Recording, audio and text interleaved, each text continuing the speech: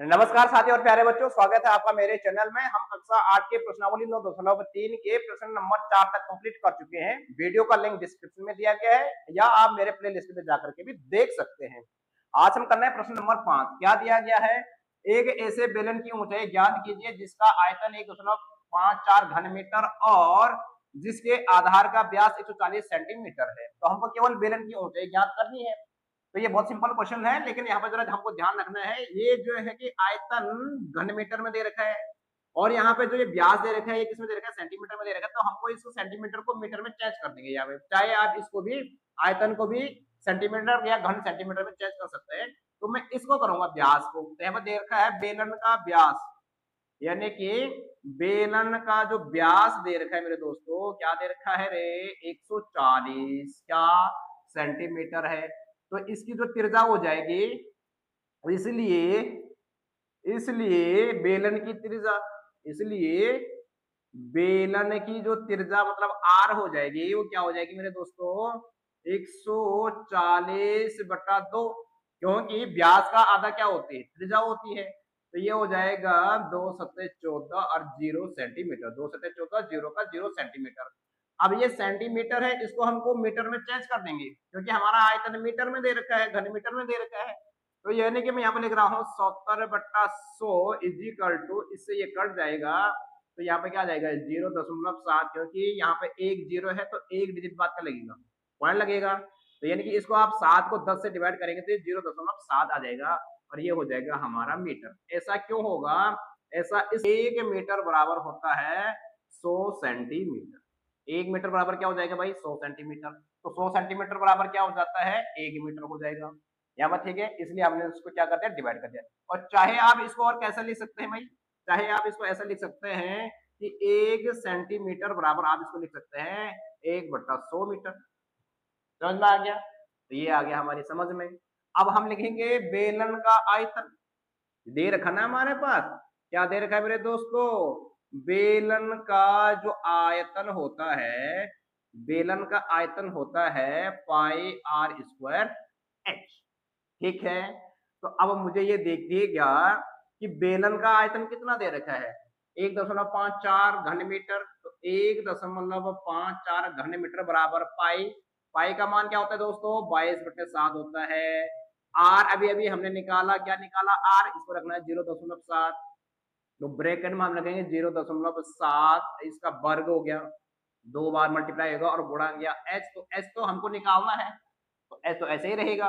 अब इसको और जरा आगे सॉल्व कर देते हैं, तो ये हो जाएगा हमारे पास, क्या हो जाएगा कि 1.54 बराबर 22/7 गुणा गया, तो 0.7 है तो 0.7 को 2 बार मल्टीप्लाई करेंगे मेरे दोस्तों हम, और ये एच ऐसा ही रह जाएगा। अब ध्यान दीजिएगा, चाहे आप इसको यहाँ से मल्टीप्लाई कर सकते हो, इसको काट दूंगा 7 एकम 7 और 7 एकम 7, लेकिन यहाँ पे क्या लग जाएगा?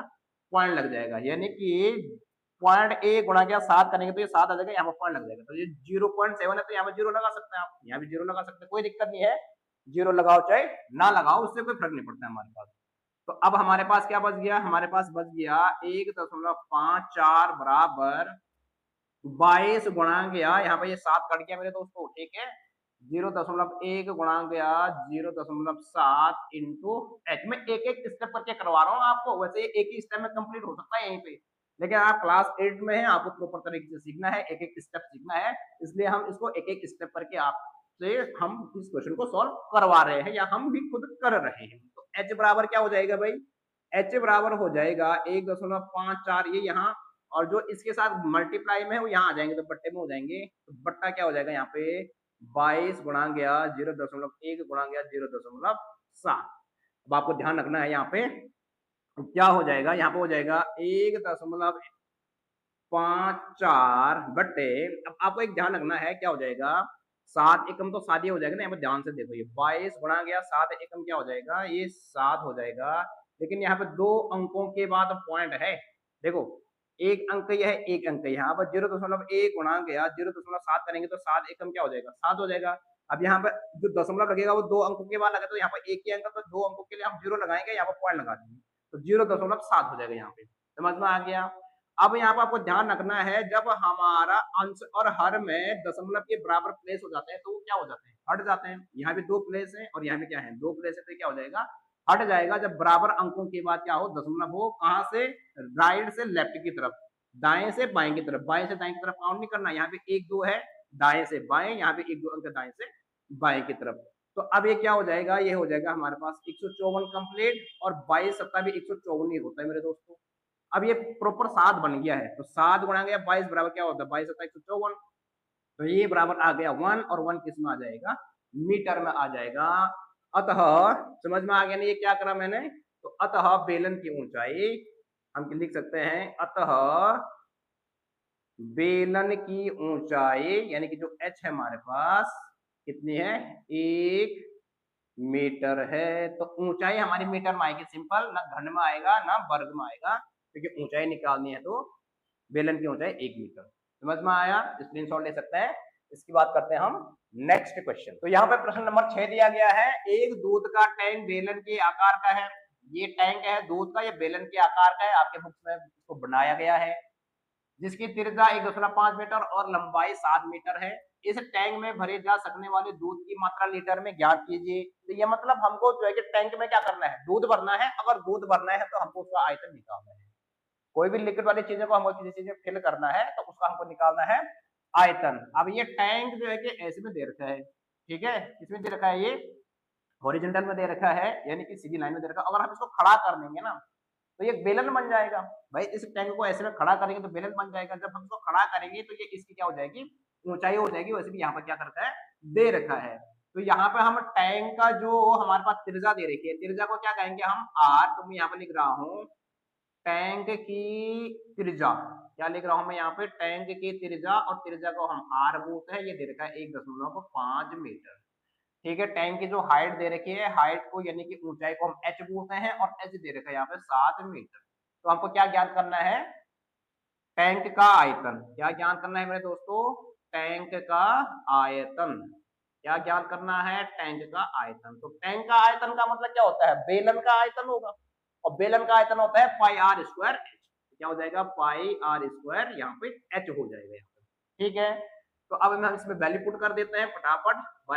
22/7 हो जाएगा पाई का मान, पाई की वैल्यू, आर स्क्वायर का मतलब 1.5 का वर्ग हो जाएगा, और एच हमारे पास है 7। समझ में आ गया। अब इस वर्ग का मतलब क्या होता है कुछ भी नहीं होता है 22/7, 1.5 गुणा गया 1.5, 2 बार मल्टीप्लाई कर देंगे इसको और गुणा गया क्या हो जाएगा 7। तो यहाँ पे ध्यान से देखिएगा 7 से क्या हो जाएगा 7 कैंसिल हो जाएगा हमारे पास, और यहाँ पे याद जाएगा 22 गुणा गया 15, 15 के होते हैं मेरे दोस्तों 225। अब दशमलव कहाँ लगेगा, तो दशमलव एक अंक ये है, एक अंक ये है, तो 2 अंकों के बाद दशमलव यहाँ पर लग जाएगा हमारे पास, यानी कि 2.25 हो जाएगा। किसमें आएगा ये, अभी अभी हमको इसको थोड़ा चेंज भी करना है, लीटर में निकालना। तो अभी तो हमारा जो आएगा ना ये मीटर में आएगा, घन मीटर में आएगा आयतन। फिर लास्ट में उसको लीटर में भी चेंज कर देंगे, कोई दिक्कत नहीं है इसमें। तो अब 22 पंजे के अब कितना होता है 110 हो जाता है, 22 ने 44, और 44 से 11 55, 55 को 5 हाथ से ले आइए 5, और 22 ने 44, 44 से 5 कितना होता है 49, 49 हो जाते हैं मेरे दोस्तों। कितने अंकों के बाद पॉइंट लगेगा, तो यहाँ पे 2 अंकों के बाद पॉइंट लगेगा, क्योंकि यहाँ पे 2 अंक है ना दशमलव के, तो दशमलव के 2 अंकों के बाद पॉइंट, और ये आ जाएगा हमारा घन मीटर में। इसमें आ जाएगा मेरे दोस्तों घन मीटर में। अब हमको इसको लीटर में चेंज करना है, तो आप जानते हैं कि 49.50 इसको गुणा कर देंगे हम किससे 1000 से गुणा कर देंगे, क्योंकि यहाँ पर हमको लिखना है कि 1 घन मीटर बराबर होता है मेरे दोस्तों 1000 लीटर। ये आपको याद रखना है, ये आपको याद रखना है, और ये आपके बुक्स के लास्ट में भी दिया गया है। तो कुछ मेजरमेंट को आपको याद रखना है कि कितने मीटर में 1 किलोमीटर होता है, घन मीटर होता है कितने मीटर में कितने लीटर होते हैं, 1 घन मीटर में कितना लीटर, तो ये आपको याद रखना है। तो यहाँ पर मैंने बता दिया 1 घन मीटर में 1000 लीटर होता है, इसलिए मैंने इसको क्या कर दिया मल्टीप्लाई कर दिया है। अब यहाँ पे क्या होगा मेरे दोस्तों, यहाँ पे कुछ भी नहीं होगा, इन 2 जीरो से तो ये पॉइंट खत्म हो जाएगा। यहाँ पे क्या हो जाएगा इन 2 जीरो से ये पॉइंट आगे निकल जाएगा यहाँ पे, तो 4950 तो ये हो गया इन 2 जीरो से, यहाँ पे एक और रहेगा जीरो, तो 49,500 लीटर दूध आएगा इसमें, ठीक है। तो 49,500 लीटर दूध आएगा इस टैंक में। समझ में आ गया। तो इसके बाद करते हैं हम प्रश्न नंबर 7।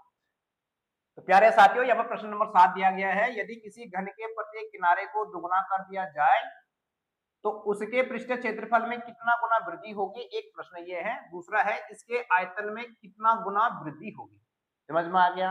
एक घन है तो इसके किनारों को यानी कि इसकी भुजा को दुगना कर दिया जाए। तो पहले कितनी थी हमें तो नहीं मालूम कितनी थी, तो मान के चलो ये x था। x इकाई कुछ भी हो सकता है, तो ये भी कितना होगा x होगा इसकी ऊंचाई, और ये भी कितना होगा x होगा। अब हमको इसको क्या करना है, दुगना करना है। तो दुगना करने का मतलब इसका 2 टाइम हो जाएगा, तो x प्लस x क्या हो जाएगा, ये 2x ये हो जाएगा, और ये भी क्या हो जाएगा 2x हो जाएगा, और ये भी क्या हो जाएगा 2x हो जाएगा। कहने का मतलब है कि हमने एक घन दे रखा था, उस घन की जो भी भुजा होगी, जितनी भी लंबाई होगी, तो हमने जो है कि उनको दुगना कर दिया, डबल कर दिया।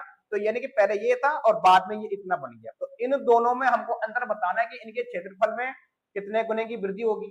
तो भाई जब पहले भुजा कम होगी तो उसका क्षेत्रफल भी कम होगा, और जब भुजा बढ़ गई तो उसका क्षेत्रफल भी बढ़ जाएगा। पहले भुजा कम थी तो उसका आयतन भी कम होगा, और जब भुजा डबल होगी तो उसका आयतन भी ज्यादा हो जाएगा। लेकिन कितना ज्यादा होगा ये हमको जो है कि निकाल के दिखाना है। ऐसा नहीं कि भुजा दुगने होगी तो आयतन भी 2 गुना होगा, क्षेत्रफल भी 2 गुना होगा, ऐसा नहीं है। ये ध्यान रखना है आपको। तो सबसे पहले हम इसका क्या निकाल देंगे, पहला वाला क्वेश्चन करेंगे तो इसका क्षेत्रफल निकाल देंगे। तो पृष्ठीय क्षेत्र का मतलब हमको पूरा क्षेत्रफल निकालना है, उसका टोटल सरफेस एरिया निकालना है, पृष्ठीय क्षेत्रफल। तो सबसे पहले हम यहाँ पर उत्तर शुरू करते हैं किससे, तो घन का हम लिख देंगे क्या, पहले घन का या पहले वाले घन का पृष्ठीय क्षेत्रफल, पृष्ठीय क्षेत्रफल। ठीक है, तो भुजाएं हमने मान लिया, माना जाए कि पहले घन की भुजा कितनी है, x है, और x कुछ भी हो सकता है, ये मीटर, सेंटीमीटर, मिलीमीटर जो भी हो सकता है। तो क्या हो जाएगा भाई, तो घन का जो पृष्ठीय क्षेत्रफल होता है वो क्या होता है मेरे दोस्तों, वो होता है 6 गुणा गया भुजा का स्क्वायर। याद है ना, 6 गुणा गया भुजा का स्क्वायर होता है भाई। ये पृष्ठीय क्षेत्रफल है, आयतन नहीं है। तो यहाँ पे क्या हो जाएगा, 6 गुणा गया भुजा हमने क्या ले रखी है यहाँ पर x, तो x के क्या हो जाएगा स्क्वायर हो जाएगा मेरे दोस्तों। तो 6 गुणा गया यानी कि x का स्क्वायर, तो x का स्क्वायर तो x का स्क्वायर ही रहेगा। तो यानी कि यहाँ पे ये x का स्क्वायर बराबर 6x स्क्वायर। देखो हम इसको एक एक स्टेप करके कर रहे हैं, पहले हमने ये लिखा, फिर उसके बाद ये लिखा, उसके बाद ये लिखा, और उसके बाद इसको ये लिखा। चाहे तो हम डायरेक्टली यहीं पे रख सकते थे 6x स्क्वायर। तो ये आ गया इसका क्या, वर्ग इकाई। क्या आ जाएगा इसका, ये वर्ग इकाई। अब ये वर्ग इकाई क्या है, ये वर्ग इकाई मतलब कुछ भी हो सकता है, ये मीटर हो सकता है, सेंटीमीटर होता है, जिसमें भी हमारी भुजा हो, ये मान के चल लो, कोई दिक्कत नहीं है। अब हमको ये, अब दूसरे घन का हम क्या लिख देंगे यहाँ पे, अब दूसरे वाले घन का पृष्ठीय क्षेत्रफल, पृष्ठीय क्षेत्रफल मेरे दोस्तों क्या हो जाएगा, इसकी साइड कितने है, इसका भी तो यही होगा ना, 6 गुणा गया क्या हो जाएगा भुजा का स्क्वायर हो जाएगा। तो ये कितना है 6, और भुजा यहाँ पर ध्यान रखना है आपको, भुजा इसकी 2x होगी, डबल होगी ना, दुगना हो गया, क्या हो जाएगा 2x, और बाहर क्या लग जाएगा इसका वर्ग लग जाएगा। अब इसको मैं यहाँ पर सॉल्व कर रहा हूँ, तो 6 गुणा गया 2x का मतलब ये दोनों 2 बार मल्टीप्लाई, कैसे लिखेंगे इसको, 2x गुणा गया 2x लिखेंगे यहाँ पे। ये ध्यान रखना। तो ये हो जाएगा 6 गुणा गया 2 दूना कितना हो जाएगा 4, और x का क्या हो जाएगा, ये x स्क्वायर हो जाएगा। ध्यान रखना पहले ये 2 का भी वर्ग था, अब जब हमने ब्रैकेट खोल देते केवल x का वर्ग रह गया, 2 का तो हमारा क्या बन गया 4 बन गया। तो ये हो जाएगा 6 गुणा गया 4 बराबर क्या 24x स्क्वायर। ठीक है, अब ध्यान से देखो, हम लिखेंगे पृष्ठ क्षेत्रफल में वृद्धि, क्या लिखेंगे, क्या लिखेंगे मेरे दोस्तों, पृष्ठीय पृष्ठीय क्षेत्रफल में वृद्धि, पृष्ठीय क्षेत्रफल में वृद्धि, कितनी वृद्धि हुई ये देखना है आपको। तो ये वृद्धि बराबर हो जाएगा बड़े घन का पृष्ठीय क्षेत्रफल, क्या लिखेंगे हम, बड़े घन का पृष्ठीय क्षेत्रफल। ठीक है, जब हमको जो है कि तुलना करनी पड़ती है बड़े छोटे से, तो हम क्या करते हैं डिवाइड कर देते हैं, बड़े वाले की को छोटे से डिवाइड कर देते हैं। यहाँ पे हम लिख देंगे छोटे घन का पृष्ठीय, छोटे घन का पृष्ठीय क्षेत्रफल। तो बड़े घन का पृष्ठीय क्षेत्रफल कितना आया हमारे पास मेरे दोस्तों, यहाँ पे आ रखा है ये 24x का वर्ग। तो क्या लिख दिया हम यहाँ पे 24x का वर्ग। अब छोटे वाले घन का जो हमारा पृष्ठीय क्षेत्रफल आया था वो आएगा 6x का वर्ग, तो 6x का वर्ग, इससे ये कट जाएगा तो 6 चौको कितना हो जाएगा, 24 हो जाएगा। तो अतः क्या हो जाएगा, 4 गुना बढ़ जाएगा। अतः हम लिख सकते हैं, क्या लिख सकते हैं, पृष्ठीय क्षेत्रफल, पृष्ठीय क्षेत्रफल 4 गुना बढ़ जाएगा, बढ़ जाएगा। समझ में आ गया, बहुत बढ़िया। इसके बाद करते हैं हम यहीं पे आयतन में कितनी वृद्धि होती है उसको भी निकाल देते हैं। तो मैं इसको जरा इरेज कर देता हूं, समझ में आया होगा। अब इसका दूसरा क्वेश्चन दे रखा है मेरे प्यारे साथियों, इसके आयतन में कितना गुना वृद्धि होगी। तो घन का आयतन क्या होता है मेरे दोस्तों, घन का आयतन होता है, क्या होता है, लंबाई गुना चौड़ा गया ऊंचाई, या भुजा का क्यूब भी बोल सकते हैं। भुजा की जो घात होती है वो 3 होती है, ठीक है। तो यानी कि हम कह सकते हैं, देखो इसको सीधे सीधे अगर आपको घन का जो आयतन याद नहीं होता तो इसको आप लंबाई गुना चौड़ाई गुना ऊंचाई ही रखो, कोई टेंशन नहीं है उसमें। तो यहाँ पे मैं लिखता हूं छोटे घन का, हम क्या लिख देंगे यहाँ पे, छोटे घन का आयतन। छोटे घन का आयतन क्या होता है, लंबाई गुणा चौड़ाई गुणा ऊंचाई होगा मेरे दोस्तों। और ये बराबर हो जाएगा हमारे पास, यहीं पर रख देते हैं इसको। लंबाई कितनी है इसकी, x है, चौड़ाई भी कितनी है, x है, और ऊंचाई भी कितनी है, x ही तो है। देखो ये लंबाई है, ये चौड़ाई है, ये ऊंचाई है। तो घन की सभी भुजाएं बराबर होती है, समान होती है, उनकी लंबाई चौड़ाई ऊंचाई सब बराबर होती हैं। तो लंबाई चौड़ाई ऊंचाई हमने लिखा x x x, और ये हो जाएगा x की घात 3, ठीक है। और यही फॉर्मूला होता है भुजा का क्यूब। समझ में आ गया। घन इकाई क्या आ जाएगा, ये घन इकाई। अब ये घन इकाई क्या है, घन इकाई का मतलब है कि हमारा जो आयतन आता है वो घन में आता है। अब इकाई का मतलब ये सेंटीमीटर, लीटर, जो भी हो, सेंटीमीटर, मीटर, जो भी हो सकता है। दूसरा हम लिखेंगे बड़े घन का, क्या लिखेंगे, बड़े घन का जो आयतन होगा मेरे दोस्तों, तो बड़े घन का आयतन में तो लंबाई गुणा चौड़ाई गुणा ऊंचाई होगा। समझ में आ रही बात, बहुत आसान क्वेश्चन है। अब ये लंबाई चौड़ाई ऊंचाई क्या है हमारे पास, इसकी लंबाई 2x है, चौड़ाई भी 2x है, और ऊंचाई भी 2x है, क्योंकि घन की भुजाएं बराबर होती है। बस केवल डबल कर दिया हमने, 2 गुना हो गया था ना, क्वेश्चन में दे रखा है। तो ये भी हो जाएगा 2x गुणा गया 2x गुणा गया 2x हो जाएगा मेरे दोस्तों। और अगर हम इसको मल्टीप्लाई करते हैं, गुणा करते हैं, 2 दूनी 4 दूनी 8, तो ये हो जाएगा, और x x x, तो x की घात भी क्या हो जाएगी, 3 हो जाएगी। तो अब हम लिख देंगे आयतन में वृद्धि। हम क्या लिखेंगे अब, आयतन में वृद्धि। तो आयतन में वृद्धि बराबर हो जाएगा, जब हम वृद्धि की बात करते हैं तो पहले बड़े वाली चीज को छोटी वाली चीज से हम भाग कर देते हैं, डिवाइड कर देते हैं। तो यहाँ पर लिखेंगे हम बड़े घन का आयतन, क्या लिख देंगे, बड़े घन का आयतन बटे छोटे घन का आयतन, बटे छोटे घन का आयतन। मेरे दोस्तों समझ में आ रहा है ना। बड़े घन का आयतन कितना है, तो ये है 8x की घात 3। छोटे घन का आयतन है हमारे पास x की घात 3। अब क्या हो जाएगा भाई, x क्यूब से x क्यूब क्या हमारा क्या हो जाएगा, कट जाएगा। यहाँ पे कुछ नहीं है तो क्या है, 1 होता है। समझ में आया ना, पता है जिसके साथ कुछ नहीं 1, तो 1 को 8 से भाग करेंगे तो इसका हमारा आंसर आ जाएगा 8। समझ में आ गया ना। यहाँ पर 1 होता है x क्यू से x क्यू, यानी कि x की घात 3 से x की घात 3, तो कट गया। यहाँ पर कुछ नहीं होता, क्या होता है 1 होता है। तो 1 को 8 से भाग करेंगे हम, 8 को 1 से भाग करेंगे तो 1 अट्ठा क्या हो जाएगा 8। तो आंसर क्या आएगा इसका, 8 ही तो आएगा मेरे दोस्तों। समझ में आ गया। तो यानी कि हम कह सकते हैं अतः, क्या कह सकते हैं, अतः आयतन में, आयतन में 8 गुना वृद्धि होगी, 8 गुना वृद्धि होगी। तो ये था इसका सिंपल सा आंसर। और इसकी बात करते हैं हम प्रश्न नंबर 8। तो प्यारे साथियों, इसमें प्रश्न नंबर 8 दिया गया है, एक कुंड के अंदर 60 लीटर प्रति मिनट की दर से पानी गिर रहा है। यदि कुंड का आयतन 108 घन मीटर है तो ज्ञात कीजिए कि इस कुंड को भरने में कितने घंटे लगेंगे।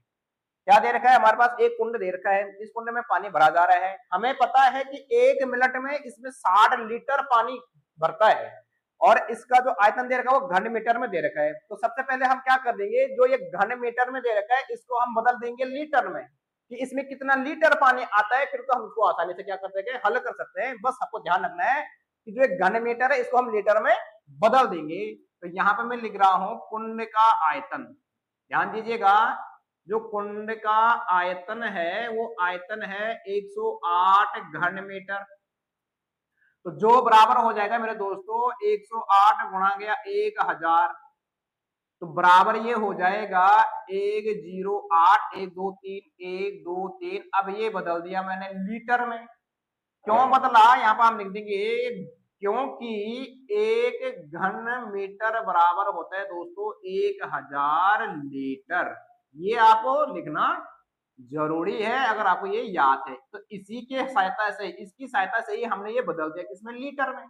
समझ में आ गया, बहुत बढ़िया। अब हम क्या कर देंगे, 1 मिनट में पानी भरता है क्या, 1 मिनट में पानी भरता है कितना मेरे दोस्तों, 60 लीटर। ठीक है, और हमको निकालना है कितने घंटे में ये भरेगा। तो जब 1 मिनट में 60 लीटर पानी भरता है तो 1 घंटे में कितना भरेगा, 1 घंटे में पानी भरेगा कितना, 1 मिनट में 60। 1 घंटा मतलब क्या, 60 मिनट में, तो 60 को 60 से गुणा कर देंगे। 1 मिनट में 60 लीटर, तो 60 मिनट में कितना, 60 गुणा गया 60 लीटर। ठीक है, ये आपको ध्यान रखना है क्योंकि 1 घंटा बराबर 60 मिनट भी होते हैं। तो ये हो गया हमारा इतना लीटर। ठीक है, तो अब हमने आयतन भी लीटर में निकाल दिया है, समय भी हमने 1 घंटे का पता कर लिया है। तो अब हम कुंड को भरने में लगा समय क्या लिख देंगे, लिख देंगे कुंड को भरने में, कुंड को भरने में लगा समय। तो लगा समय का मतलब क्या हो जाएगा, कुंड का आयतन। मेरे दोस्तों कुंड में जितना पानी आएगा तो उसी को कहेंगे हम कुंड का आयतन बटे 1 घंटे में भरा गया पानी। क्या, 1 घंटे में भरा गया पानी, भरा गया पानी। तो कुंड का आयतन अभी हमने निकाला कितना, 108,000 लीटर। क्या पढ़ेंगे इसको, इकाई दाए सैकड़ा हजार हजार लाख, 1,08,000 लीटर बटे 1 घंटे में कितना पानी भरा हमने, 60 गुणा गया 60 भरा भाई, ये भी कितना है, लीटर में है मेरे दोस्तों। ठीक है, तो इस लीटर को लिखो चाहे ना लिखो, हमारा तो अब जो है कि अगर समय आएगा तो घंटे में आएगा। तो इस जीरो से ये जीरो कट जाएगा, इस जीरो से ये जीरो कट जाएगा। अब 6 से इसको काट देंगे तो 6 एकम 6, 4 बच्चा कितना हुआ 48, और 6 अट्ठा क्या हो जाएगा 48 हो जाएगा मेरे दोस्तों। और यहाँ पर आ गया ये जीरो। ठीक है, ये जीरो बचा हुआ था तो ये भी हट गया, यहाँ आ गया। अब इस 6 से काट देंगे तो 6 3 18, एक जीरो बच गया यहाँ पे 30। तो ये बराबर आ जाएगा हमारा 30 घंटे। अगर आप इसको काटना आता है आपको तो इसको 2 से काट लो, जिसे भी काट लो, कोई दिक्कत नहीं है। तो अतः हम कह सकते हैं, अतः क्या, कुंड भरने में, कुंड भरने में 30 घंटे का, 30 घंटे का समय लगेगा मेरे दोस्तों, मेरे प्यारे प्यारे दोस्तों, देश के वीरों, कितना लगेगा, 30 घंटे लगेगा।